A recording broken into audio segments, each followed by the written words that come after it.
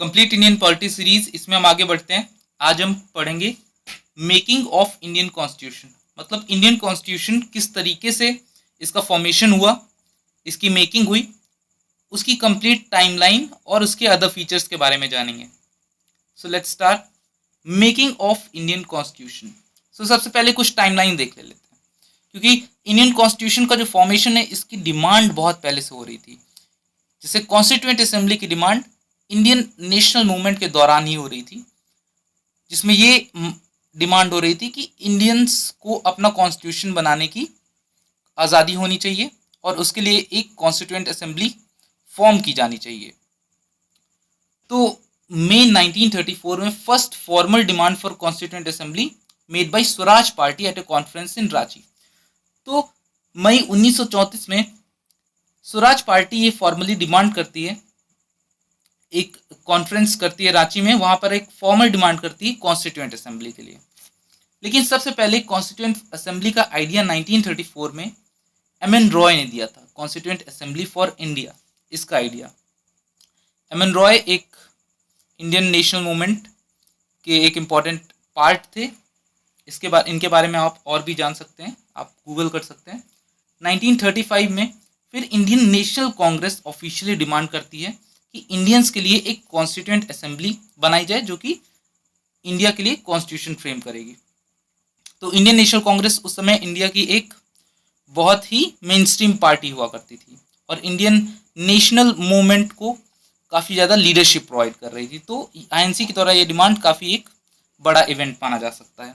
1938 में फिर जवाहरलाल नेहरू, जो कि इंडियन नेशनल कांग्रेस के काफ़ी बड़े लीडर थे उस समय, on behalf of Indian national Congress declared that constitution of free India must be framed without outside interference by a constituent assembly elected on the basis of adult franchise। तो जवाहरलाल नेहरू कहते हैं कि कॉन्स्टिट्यूशन इंडिया का, जो free India का constitution होगा, वो without outside interference, मतलब बिना आउटसाइड इंटरफेरेंस के होना चाहिए। और वो करेगा कौन? एक कॉन्स्टिट्यूएंट असेंबली करेगी जो कि जिसके मेंबर्स एडल्ट फ्रेंचाइज के बेसिस में इलेक्ट होकर आएंगे। देन इन 1940 काफ़ी ज़्यादा डिमांड, जैसे इतनी ज़्यादा डिमांड हो चुकी थी इतने कम टाइम में, तो 1940 में ब्रिटिशर्स ऑगस्ट ऑफर लेकर आते हैं, जहां पर पहली बार डिमांड ऑफ कॉन्स्टिट्यूएंट असेंबली को फाइनली एक्सेप्ट किया जाता है ब्रिटिश गवर्नमेंट के द्वारा। फिर उसके 2 वर्ष के बाद 1942 में क्रिप्स मिशन आता है, जहां पर ब्रिटिश गवर्नमेंट एक ड्राफ्ट प्रपोजल लेकर आती है कि एक इंडिपेंडेंट कॉन्स्टिट्यूशन बनाया जाएगा जो कि वर्ल्ड वॉर 2 के बाद अडॉप्ट होगा। लेकिन इसे मुस्लिम लीग रिजेक्ट कर देती है, क्योंकि मुस्लिम लीग की ये इसमें ऑब्जेक्शन था कि वो इंडिया के लिए 2 सेपरेट कॉन्स्टिट्यूएंट असेंबलीज चाहती थी, क्योंकि मुस्लिम लीग पार्टीशन चाहती थी, 2 ऑटोनॉमस स्टेट बनाना चाहती थी इंडिया के, और उन दोनों के लिए ही सेपरेट कॉन्स्टिट्यूएंट असेंबलीज होनी चाहिए, ऐसी मुस्लिम लीग की डिमांड थी। तो इस कारण ये क्रिप्स मिशन का जो ऑफर था वो सक्सेसफुल नहीं हो पाया। देन कैबिनेट मिशन 1946 उसके बाद आता है। इसने 2 कॉन्स्टिट्यूएंट असेंबलीज की जो डिमांड थी, जो आइडिया था, उसको तो रिजेक्ट करा, और उसने एक ऐसी स्कीम पुट फॉरवर्ड की जिसने मुस्लिम लीग को काफ़ी हद तक, मुस्लिम लीग की जो डिमांड थी उसको सेटिस्फाई किया। अब देखते हैं कि जो कॉन्स्टिट्यूएंट असेंबली इंडिया के लिए बनी उसका कॉम्पोजिशन क्या था। तो basically it was constituted in November 1946 according to cabinet mission plan. तो जो कैबिनेट मिशन प्लान आया था, जिसको मुस्लिम लीग ने भी एक्सेप्ट कर लिया था, उसी के बेसिस पर इंडिया की कॉन्स्टिट्यूएंट असेंबली का फॉर्मेशन होता है। तो इसकी स्ट्रेंथ जो थी, कितने जो टोटल मेंबर्स थे, वो according to cabinet mission plan, क्योंकि ये बिफोर पार्टीशन था नवंबर 1946 में, तो according to cabinet mission plan ये 389 होनी थी। इसमें 296 ब्रिटिश इंडिया प्रोविंसेस से आएंगे, ऐसे प्रोविंसेस जो कि डायरेक्ट ब्रिटिश रूल के अंडर हैं, और इसमें भी 292 प्रोविंसेस से आएंगे और 4 जो हैं वो चीफ कमिश्नर प्रोविंसेस से आएंगे, और बाकी 93 जो हैं वो प्रिंसली स्टेट से आएंगे। Princely states direct British rule के अंडर नहीं थे, वो ब्रिटिश पैरामाउंसी, ब्रिटिश एक सुप्रीम पावर हो इसको रिकॉग्नाइज करते थे, लेकिन उनके रूलर्स अलग हुआ करते थे। देन फाइनल कंपोजिशन जो हुई पार्टीशन के बाद, क्योंकि कैबिनेट मिशन के समय पार्टीशन नहीं हुआ था, तो उसमें नॉन डिवाइडेड इंडिया के अकॉर्डिंग कॉन्स्टिट्यूएंट असेंबली को फॉर्म किया गया था, लेकिन पार्टीशन के बाद इंडिया को डिवाइड कर दिया गया। तो जो फाइनली मेंबर्स रहे वो थे 299, मतलब कम हो गए। वो कम इसलिए हो गए क्योंकि जो मुस्लिम लीग मेंबर्स जो कि पाकिस्तान वाले एरिया से थे वो अब इस कॉन्स्टिट्यूएंट असेंबली के मेंबर्स नहीं थे। अब इस 299 में 229 जो मेंबर्स थे वो ब्रिटिश इंडिया प्रोविंसेस थे, उन प्रोविंसेस से जो कि डायरेक्ट ब्रिटिश रूल के अंडर थे, और 70 जो थे वो प्रिंसली स्टेट्स के अंडर थे। तो 299 फाइनल कॉम्पोजिशन हुई कॉन्स्टिट्यूएंट असेंबली के। 229 जो कि British 229 members they came from British India provinces and 70 members came from princely states. Each province and princely states were allotted seats in proportion to their respective population. अब जो भी provinces से members आ रहे थे और प्रिंसली स्टेट्स थे, तो सारे प्रोविंसेस और प्रिंसली स्टेट्स को जो सीट्स मिली कि कितने मेंबर्स पर्टिकुलर प्रोविंस और प्रिंसली स्टेट से आएंगे, वो डिसाइड हुई in proportion to their respective population. मतलब रफली ये जो रेशियो था वो था कि हर 10 लाख सीट पर 1 मिलियन पॉपुलेशन पर एक सीट अलॉट की जाएगी। और seats allocated to each province were distributed among 3 main communities. तो जितने भी किसी भी प्रोविंस में जो सीट्स एलोकेटेड थी वो डिस्ट्रीब्यूट होंगी, वो किन कम्युनिटीज के बीच डिस्ट्रीब्यूट होंगी? Muslims, Sikhs and generals. For example, मान लीजिए किसी प्रोविंस में 5 सीट उसके हिस्से में आती है, तो वो 5 सीट इन 3 कम्युनिटीज में ही डिवाइड होंगी। मतलब मान लीजिए फॉर एग्जांपल मुस्लिम्स की कुछ रेशियो है, सिक्स की कुछ पॉपुलेशन है और जनरल अदर पॉपुलेशन है, इसी रेशियो में वो 5 सीट डिवाइड हो जाएंगी। Members of each community in provincial legislative assembly elected their own representatives by method of proportional representation with single transferable vote. अब ये जो 5 सीट मान लीजिए अलॉट हुई किसी प्रोविंस को, तो ये 5 सीट के जो मेंबर्स होंगे वो किस तरीके से इलेक्ट होंगे? वो इलेक्ट होंगे प्रोविंशियल लेजिस्लेटिव असेंबली जो होगी ना वहाँ की, उसके ही मेंबर्स इलेक्ट करके उनको कॉन्स्टिट्यूएंट असेंबली को में भेजेंगे। और जैसे किसी प्रोविंस में मान लीजिए 5 सीट्स हैं और एक सीट मुस्लिम पॉपुलेशन को गई, एक सीट सिख को गई और बाकी जनरल को गई, तो ये जो सीट्स डिस्ट्रीब्यूशन हुआ है वो उस प्रोविंशियल लेजिस्लेटिव असेंबली में जो पार्टिकुलर कम्युनिटी होगी वही इलेक्ट करके अपने पार्टिकुलर मेंबर को भेजेगी। मुस्लिम्स के जो मेंबर्स होंगे उस प्रोविंशियल लेजिस्लेटिव असेंबली में वो मुस्लिम मेंबर को इलेक्ट करेंगे। सिख्स के जो प्रोविंशियल लेजिस्लेटिव असेंबली में मेंबर्स होंगे वो सिख के मेंबर को इलेक्ट करेंगे। तो इस बेसिस में होगा। तो इससे ये भी पता चलता है कि डायरेक्ट इलेक्शन नहीं हुआ था। डायरेक्ट इलेक्शन का मतलब डायरेक्ट लोगों ने इलेक्ट करके नहीं भेजा था, बल्कि इनडायरेक्ट इलेक्शन हुआ था, क्योंकि यहाँ पर जो इलेक्टेड मेंबर्स हैं, ऑलरेडी इलेक्टेड मेंबर्स हैं प्रोविंशियल लेजिस्लेटिव असेंबली में, वही लोग कॉन्स्टिट्यूएंट असेंबली के मेंबर्स का इलेक्शन कर रहे हैं। तो here there is no direct election but indirect election. और रिप्रेजेंटेटिव्स ऑफ प्रिंसली स्टेट्स जो थे, प्रिंसली स्टेट्स जो मेंबर्स आएंगे वो नॉमिनेट किए जाएंगे उस प्रिंसली स्टेट के हेड के द्वारा। तो इस तरह हमें पता चलता है कि जो कॉन्स्टिट्यूएंट असेंबली थी वो एक पार्टी इलेक्टेड बॉडी थी, क्योंकि जो प्रोविंसेस से मेंबर्स आ रहे थे वो इलेक्ट होके आ रहे थे, लेकिन फिर भी वो इनडायरेक्ट इलेक्शन के तौर पे आ रहे थे। So therefore they were partly elected but via indirect election, और पार्टली नॉमिनेटेड बॉडी थी, क्योंकि जो प्रिंसली स्टेट्स के मेंबर थे वो नॉमिनेट होके आ रहे थे। और एक इंपॉर्टेंट बात ये भी है कि महात्मा गांधी कॉन्स्टिट्यूएंट असेंबली का पार्ट नहीं थे। Then let's study what were the features of the constituent assembly. इसके फीचर्स क्या थे? पहली बात, इसमें it comprise representatives of all sections of Indian society. Indian society के सारे सेक्शंस के रिप्रेजेंटेटिव्स इस कॉन्स्टिट्यूएंट असेंबली के जितने मेंबर्स थे उसमें देखने को मिलते हैं। Hindu, Muslim, Sikh, Parsi, Anglo Indian, Indian Christians, एससीज, एसटीज, वुमेन, सारी कम्युनिटीज़ के रिप्रेजेंटेटिव्स कॉन्स्टिट्यूएंट असेंबली में मौजूद थे। तो इस तरीके से ये बोल सकते हैं that constituent assembly was a representative body, जो इंडिया की डाइवर्सिटी थी उसको रिप्रेजेंट कर रही थी constituent assembly. Then Congress dominated the assembly. अगर पॉलिटिकल पार्टी के तौर पर देखा जाए कि कौन सी पॉलिटिकल पार्टी असेंबली को डोमिनेट कर रही थी, सबसे ज़्यादा मेंबर्स उसके थे, तो वो थी Congress. Because it occupied 82% of seats after partition. Partition के बाद कॉन्स्टिट्यूएंट असेंबली की 82% सीट्स कांग्रेस के मेंबर्स ऑक्युपाई कर रहे थे। लेकिन कांग्रेस उस समय बहुत ही डाइवर्स पार्टी थी। इसमें हर आइडियोलॉजी, जितनी भी आइडियोलॉजी ऑलमोस्ट प्रेजेंट थी, वो कांग्रेस अपने में ही समा कर रखी थी। Because there were left wing members also in the Congress, और इसके अलावा यहाँ पर रेडिकल्स भी थे, यहाँ पर मॉडरेट्स भी थे, एक्सट्रीमिस्ट भी थे। So different ideology was present with in the Congress itself. तो कांग्रेस उस समय बहुत ही ज़्यादा डाइवर्स पार्टी थी। तो it manage to accommodate almost all shades of opinions within it.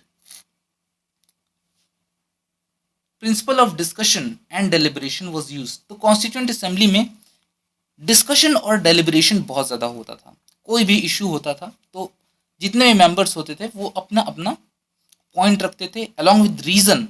Her point के साथ वो अपने रीजंस भी रखते थे कि क्यों इस पॉइंट को एक्सेप्ट करना चाहिए या नहीं एक्सेप्ट करना चाहिए।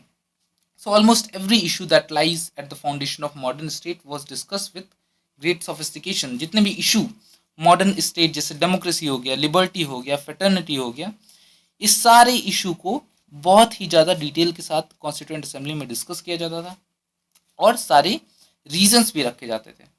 Assembly was made a fully sovereign body by Indian independence act 1947। Indian independence act 1947 के बाद असेंबली, कॉन्स्टिट्यूएंट असेंबली को एक फुली सॉवरेन बॉडी डिक्लेयर कर दिया जाता है। That means it was not influenced by any outside interference, जैसा कि जवाहरलाल नेहरू ने 1938 में डिमांड किया था। Now it was a fully sovereign body, अपना फ्यूचर ये खुद डिसाइड करने के लिए आज़ाद थी। Perform two functions. तो कॉन्स्टिट्यूएंट असेंबली में दो फंक्शंस उस समय परफॉर्म कर रही थी। मेकिंग ऑफ कॉन्स्टिट्यूशन, क्योंकि कॉन्स्टिट्यूएंट असेंबली का एक काम ये था कि वो फ्री इंडिया के लिए कॉन्स्टिट्यूशन का फॉर्मेशन करे, और दूसरा क्योंकि इंडिया फ्री हो चुका था तो कुछ जो ऑर्डिनरी लॉज, उस जब फ्री हुआ था तो इंडिया के पास कोई पार्लियामेंट नहीं था, कोई लेजिस्लेटिव बॉडी नहीं थी, तो कॉन्स्टिट्यूएंट असेंबली ही लेजिस्लेटिव फंक्शन भी देख रहा था और वो जो ऑर्डिनरी लॉज इनैक्ट करने का काम भी कर रहा था। जब कॉन्स्टिट्यूशन फॉर्मेशन का काम कॉन्स्टिट्यूएंट असेंबली करती थी तो उस समय चेयरमैन डॉक्टर राजेंद्र प्रसाद हुआ करते थे, और जब लेजिस्लेटिव फंक्शन परफॉर्म कर रहे होते थे तो जीवी मावलंकर चेयरमैन हुआ करते थे। अब इम्पोर्टेंट इवेंट्स के बारे में जानते हैं। 9 दिसंबर 1946 में पहली मीटिंग होती है, फर्स्ट मीटिंग, और इसे 211 मेंबर्स अटेंड करते हैं। इसलिए जितनी स्ट्रेंथ थी उस समय के अकॉर्डिंग उससे बहुत कम मेंबर्स अटेंड करते हैं। बाकी मेंबर्स क्यों नहीं अटेंड करते हैं? Because it was boycotted bye Muslim league. Muslim league insist कर रही थी पार्टीशन, और देखिए डेट जो है वो 9 दिसंबर 1946 यानी इंडिया के इंडिपेंडेंस के पहले की डेट है, तो उस समय पार्टीशन नहीं हुआ था और मुस्लिम लीग ने इसीलिए बॉयकॉट किया था because it was demanding partition of India. Then इसी समय डॉक्टर सच्चिदानंद सिन्हा को टेम्पररी प्रेसिडेंट के तौर पर इलेक्ट कर दिया जाता है, क्योंकि फर्स्ट मीटिंग थी तो उस समय पहली मीटिंग में प्रेसिडेंट कोई था नहीं, तो एक टेम्पररी प्रेसिडेंट के तौर पर डॉक्टर सच्चिदानंद सिन्हा इनको इलेक्ट किया जाता है, और बाद में डॉक्टर राजेंद्र प्रसाद को president of the assembly elect किया जाता है, और बाद में ही एस.सी. मुखर्जी और वी.टी. कृष्णामाचारी इनको vice presidents of the assembly elect किया जाता है। तो दो वाइस प्रेसिडेंट्स थे, एस.सी. मुखर्जी और वी.टी. कृष्णामाचारी। दिसंबर 13, 1946, कुछ आगे बढ़ते हैं। यहाँ पर जवाहरलाल नेहरू अपना प्रपोज करते हैं हिस्टोरिक ऑब्जेक्टिव रिजोल्यूशन।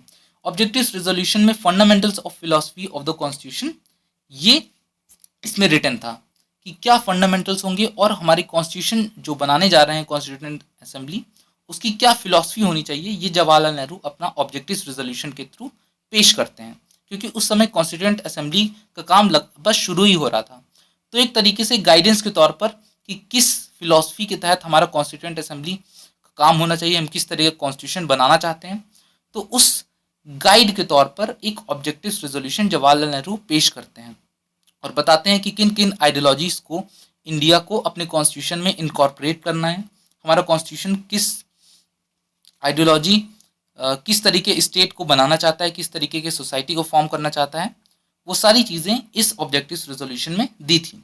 और इसको यूनानिमसली अडॉप्ट किया जाता है असेंबली के द्वारा, मतलब सभी लोग इसको अडॉप्ट करते हैं विदाउट एनी ऑब्जेक्शन जनवरी 22 1947 में।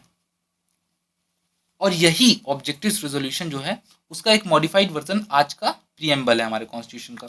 और अगर आप प्रीएम्बल को पढ़ते हैं तो उसमें अगर आप उसको पढ़ेंगे तो आपको समझ में आएगा कि वो एक तरीके से हमारी कॉन्स्टिट्यूशन को फिलॉसफी को रिफ्लेक्ट करता है कि हमारा कॉन्स्टिट्यूशन किस तरीके की फिलॉसफी को फॉलो कर रहा है। तो वही चीज़ ऑब्जेक्टिव रेजोल्यूशन में जवाहरलाल नेहरू ने बताने की कोशिश की थी। देन कॉन्स्टिट्यूंट असेंबली ने कुछ और भी काम किए थे, जैसे it ratified India's membership of Commonwealth in May 1949। It also adopted national anthem and national song in January 24, 1950। Also it elected doctor Rajendra Prasad as first president of India in January 24, 1940। तो उसने कई काम किए। इंडियाज मेंबरशिप ऑफ कॉमनवेल्थ इसको ratify किया 1949 मई में। National anthem और नेशनल सॉन्ग इसको अडॉप्ट किया January 24, 1950 में। और डॉक्टर राजेंद्र प्रसाद को फर्स्ट प्रेसिडेंट ऑफ इंडिया भी इलेक्ट किया January 24, 1950 में। ये 1940 लिखा है, ये गलत है, इट इज 1950। देन 24 जनवरी 1950 ये फाइनल सेशन होता है कॉन्स्टिट्यूएंट असेंबली का, फाइनल मीटिंग होती है इसमें। ओवरऑल कॉन्स्टिट्यूएंट असेंबली में 11 सेशंस हुए थे और इन 11 सेशंस में ये 166 डेज में ये मीट की है, जो कि 2 साल 11 महीने और 18 दिन, इस टोटल टाइम फ्रेम में 166 डेज में कॉन्स्टिट्यूएंट असेंबली 11 सेशंस में मीट करती है और इतने ही टाइम में ये कॉन्स्टिट्यूशन का फॉर्मेशन करती है। देन November 4, 1948 कुछ और आगे बढ़ते हैं। Doctor B.R. Ambedkar he introduce the final draft of constitution in assembly, क्योंकि doctor B.R. Ambedkar drafting committee के चेयरमैन थे, हम आगे पढ़ेंगे। तो ड्राफ्टिंग कमेटी के चेयरमैन थे, तो उन्हें एक कॉन्स्टिट्यूशन का ड्राफ्ट प्रिपेयर करने का काम दिया गया था। Doctor B.R. अम्बेडकर November 4, 1948 को final draft of constitution assembly में पेश करते हैं और काफ़ी दिन तक इस ड्राफ्ट पर चर्चा होती है। फिर November 26, 1949 में मोशन ऑन ड्राफ्ट कॉन्स्टिट्यूशन ये पास किया जाता है और इसी डेट को मेंशन किया गया है प्रीएम्बल में November 26, 1949 को as the date on which people of India in the Constituent Assembly adopted, enacted and gave to themselves this constitution। अगर आप प्रीएम्बल पढ़ेंगे तो ये डेट मेंशन है प्रीएम्बल में और ये डेट के बारे में कहा जाता है प्रीएम्बल में दैट इसी डेट में पीपल ऑफ इंडिया ने अडॉप्ट किया है, इनैक्ट किया है और अपने आप को ये कॉन्स्टिट्यूशन दिया है। Some provisions of the constitution pertaining to citizenship, elections, provisional parliament came to force on this day। तो एक पार्शियल कॉन्स्टिट्यूशन का कुछ पार्ट इसी दिन इट कम्स इनटू फोर्स, ये इनैक्ट हो जाता है। कुछ आर्टिकल्स हैं, उसके डिटेल में नहीं जाएंगे, लेकिन वो citizenship, election, provisional parliament in सब से रिलेटेड थे, तो वो इसी दिन इनैक्ट हो जाते हैं। और जो बाकी रिमेनिंग प्रोविजंस होते हैं कॉन्स्टिट्यूशन के, it comes into force on January 26, 1950। और January 26, 1950 को ही इसी डेट को रिफर किया गया है कॉन्स्टिट्यूशन में as the date of its commencement. It is celebrated as republic day. तो January 26, 1950 ये कॉन्स्टिट्यूशन में रिफर की जाती है as the date of commencement of constitution. इसी दिन कॉन्स्टिट्यूशन की शुरुआत होती है और इसे हम रिपब्लिक डे के तौर पर भी मनाते हैं। लेकिन सोचने लायक बात यह है कि January 26, 1950, तो January 26 ही डेट क्यों चुनी गई?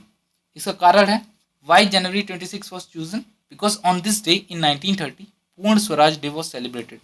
तो 1930 में इसी दिन Purna Swaraj day it was celebrated according to resolution of Lahore session. तो लाहौर सेशन एक हुआ था December 29 में, तो उसी के अकॉर्डिंग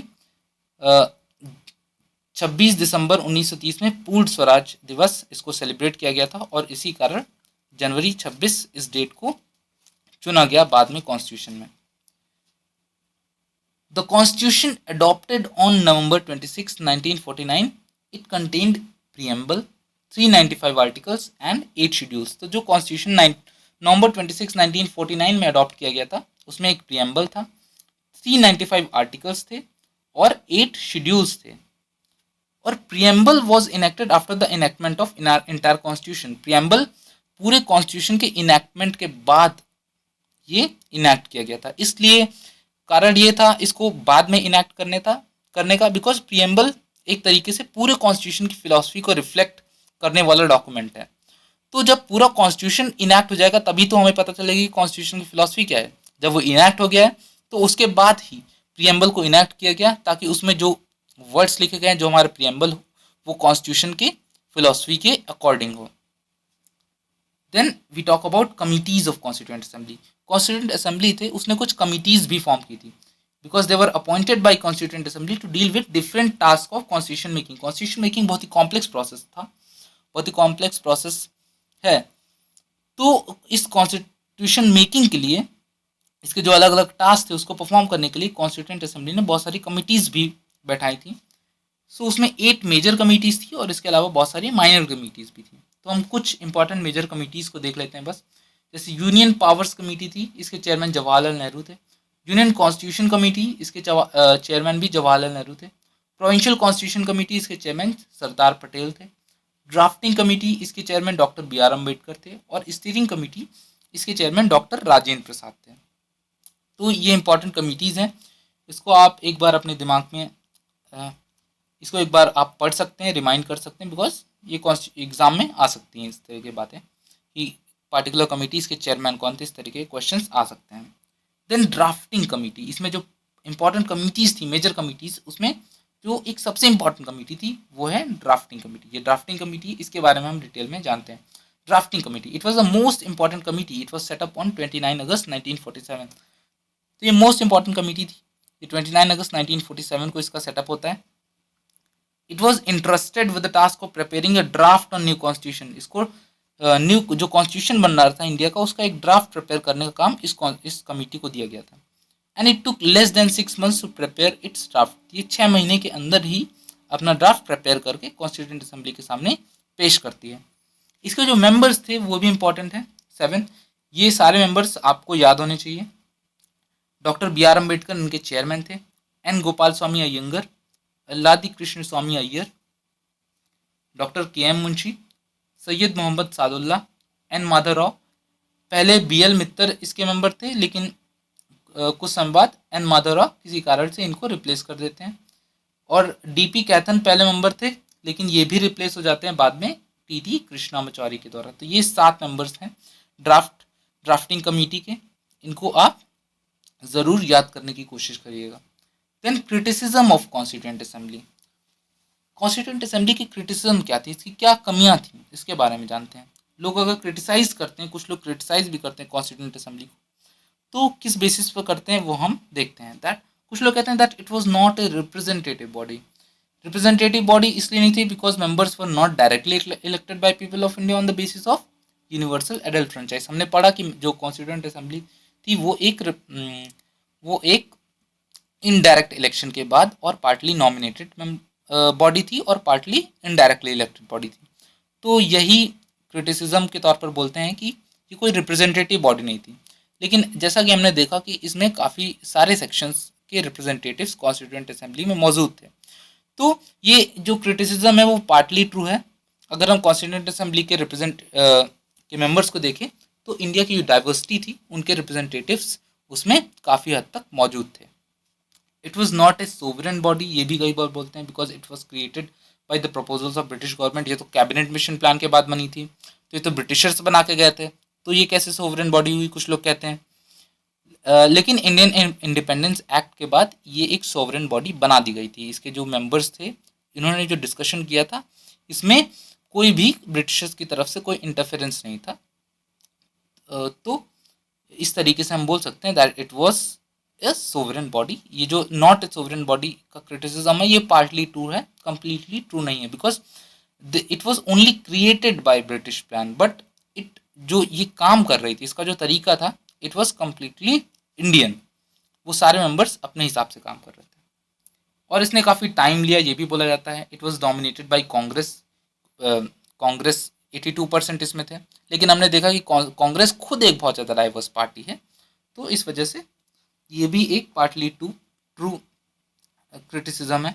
लॉयर पॉलिटिशियन डोमिनेशन था, जैसे इसमें बोला जाता है कि सारे सेक्शंस को रिप्रेजेंटेशन नहीं मिला, इसमें सिर्फ लॉयर और पॉलिटिशियन इसका डोमिनेशन था, ये भी एक क्रिटिसिज्म बोला जाता है। It was dominated by Hindus, ये एक क्रिटिसिज्म बोला जाता है इसका। तो ये सारे इंपॉर्टेंट क्रिटिसिजम्स थे कॉन्स्टिट्यूएंट असेंबली के। Then we talk about the Hindi text of constitution. Original constitution में हिंदी टेक्स्ट की कोई भी जिक्र नहीं है। इसका जो प्रोविजन किया गया, it was provision made in 58th constitution amendment act of 1987। It inserted new article 394A in last part of the constitution, part 12। तो ओरिजिनल कॉन्स्टिट्यूशन में इसका कोई प्रोविजन नहीं है, ये प्रोविजन इसका किया गया 58th कॉन्स्टिट्यूशन अमेंडमेंट के द्वारा, मतलब बाद में इसका प्रोविजन किया गया। जब कॉन्स्टिट्यूशन बन रहा था, कॉन्स्टिट्यूएंट असेंबली ने बनाया था, उस कॉन्स्टिट्यूशन में इसका जिक्र नहीं था। तो 58 कॉन्स्टिट्यूशन अमेंडमेंट एक्ट 1987 के द्वारा एक नया आर्टिकल जोड़ा जाता है 394A पार्ट 22 में। ये आर्टिकल, नया आर्टिकल जोड़ा जाता है 394A। अब इस आर्टिकल के प्रोविजंस देख लेते हैं। ये आर्टिकल बोलता है that the president shall cause to be published under his authority. President अपनी अथॉरिटी के अंदर ये पब्लिश करवाएगा। क्या पब्लिश करवाएगा? Translation of constitution in Hindi language. Hindi language में इस कॉन्स्टिट्यूशन का ट्रांसलेशन वो प्रेसिडेंट पब्लिश कराएगा अपनी अथॉरिटी के अंदर। And the translation in Hindi of every amendment of the constitution made in English. तो जो भी कॉन्स्टिट्यूशन में अमेंडमेंट्स होते हैं उन सब का भी हिंदी ट्रांसलेशन पब्लिश कराएगा। तो दो चीज़ कराएगा, एक तो कॉन्स्टिट्यूशन का ट्रांसलेशन हिंदी लैंग्वेज में, और जो भी अमेंडमेंट होते हैं उनका भी ट्रांसलेशन हिंदी लैंग्वेज में। देन अदर इंपॉर्टेंट फैक्ट्स, कुछ और इंपॉर्टेंट फैक्ट्स हैं, जैसे कि एलिफेंट जो था it was adopted as the symbol of constituent assembly. इसके अलावा सर BN राव जो थे वो कॉन्स्टिट्यूएंट असेंबली के लीगल या कॉन्स्टिट्यूशनल एडवाइजर थे। SN मुखर्जी जो थे he was the chief draftsman of the constitution. वो चीफ ड्राफ्ट्समैन थे कॉन्स्टिट्यूशन के, SN Mukherjee. Prem Bihari Narayan Raizada he was the calligrapher of Indian constitution. और ओरिजिनल कॉन्स्टिट्यूशन जो था इन्होंने ही हैंड रिटन अपने हाथों से लिखा था। Original constitution was hand written by him in this style, flowing italic style. ये एक हैंड राइटिंग स्टाइल है, इस स्टाइल में इन्होंने ओरिजिनल कॉन्स्टिट्यूशन लिखा था। वसंत कृष्णन वैद्य, ये इन्होंने हिंदी वर्जन की कैलीग्राफी की है। नंदलाल बोस एंड ब्योहर राम मनोहर सिन्हा, इन्होंने ब्यूटीफाई किया और डेकोरेट किया। जो ओरिजिनल वर्जन था कॉन्स्टिट्यूशन को, उसको ब्यूटीफाई और डेकोरेट करने का काम नंदलाल बोस और ब्योहर राम मनोहर सिन्हा इन्होंने किया। सो this was it for the constitution, making of constitution. हमने देखा पूरा कि कॉन्स्टिट्यूशन किस तरीके से बना, उसके क्या फीचर्स थे कॉन्स्टिट्यूएंट असेंबली के, क्या क्रिटिसिजम्स थे, कौन सी इंपॉर्टेंट कमिटीज़ थी, और मेजॉरिटी क्वेश्चंस इन्हीं से ही आते हैं। सो इस चैप्टर को आप ज़रूर रिवाइज करिएगा। अगर आप इस चैप्टर के नोट्स भी डाउनलोड करना चाहते हैं, अभी आपने जो स्लाइड्स पढ़ी इसको PDF फॉर्मेट में डाउनलोड करना चाहते हैं, तो आप विजिट कर सकते हैं वेबसाइट www.dhammaofupsc.com। यहाँ पर आप टॉपिक वाइज क्वेश्चंस भी प्रैक्टिस करने को आपको मिलेंगे इस वेबसाइट में। So do visit the website. और ये जो मैंने कोर्स, ये वीडियो डाला है, ये एक कंप्लीट इंडियन पॉलिटी मैं कोर्स चला रहा हूँ, जहाँ पर आपकी कंप्लीट पॉलिटी जो है, इंडियन पॉलिटी जो है UPSC और स्टेट PSCs के लिए, ये कम्प्लीटली मैं कवर कर रहा हूँ। इससे पहले ही बहुत सारे वीडियोस में डाल चुका हूँ, सो आप प्लेलिस्ट में जाकर उन सारे वीडियोस को एक्सेस कर सकते हैं। प्रीलिम्स और मींस दोनों का ही कवरेज इस कोर्स के अकॉर्डिंग होगा, तो ज़रूर विजिट करिएगा प्लेलिस्ट को। Then if you have like the video you can share it, subscribe it, और लाइक बटन आप उस पर क्लिक कर सकते हैं। You can also support us. अगर आप हमें सपोर्ट करना चाहते हैं, आपको हमारा वर्क अच्छा लग रहा है, तो UPSC-Dhamma@UPI, UPSC-Dhamma@Kotak, इस पर आप हमें नॉमिनल पेमेंट करके सपोर्ट कर सकते हैं। जो भी छोटा मोटा पेमेंट आप करना चाहें कर सकते हैं। You can join Telegram channel also, Dhamma of UPSC। इसका लिंक मैं डिस्क्रिप्शन बॉक्स में दे दूंगा, इसको भी आप ज्वाइन कर सकते हैं। So this was it for the video, will meet next time.